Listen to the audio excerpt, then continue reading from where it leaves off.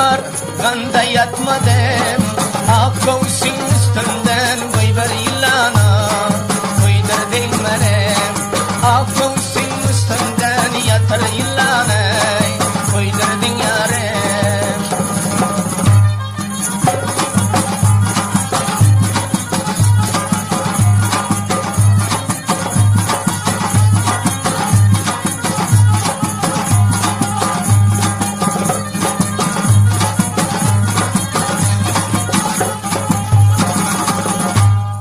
Yanıma gel gül yüzlerin göreyim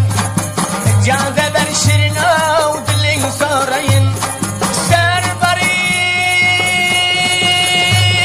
Servarayım kucağına gireyim Akkovsun üstünden koyver yılana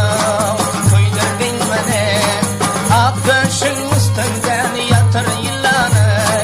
Koydurdun yarım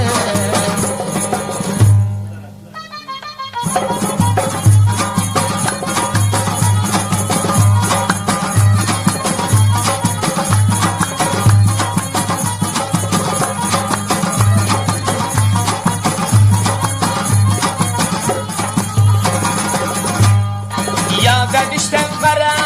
gözümü yaşlasam Ser barıp kucağında dışlasam Derdimin dermanı şirin Dilin dişlesem Akkovsun üstünden koyver yılana Koydurdun beni Aktaşın üstünden yatır yılana Koydurdun beni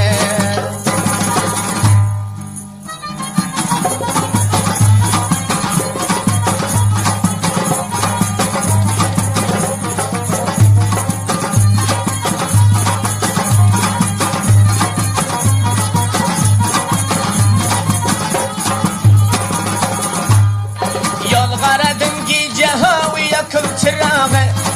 Kaçan gider zalim ey perinin dağı Eserden şirin Kaymak dağdanın Akkovsun üstünden koyver yılana Koydurdun beni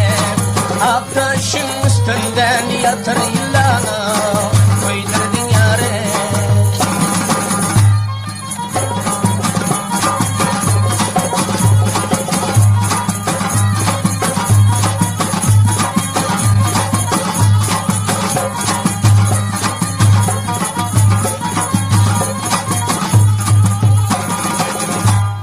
Nicedir dillerin av boyların çınar Durma beri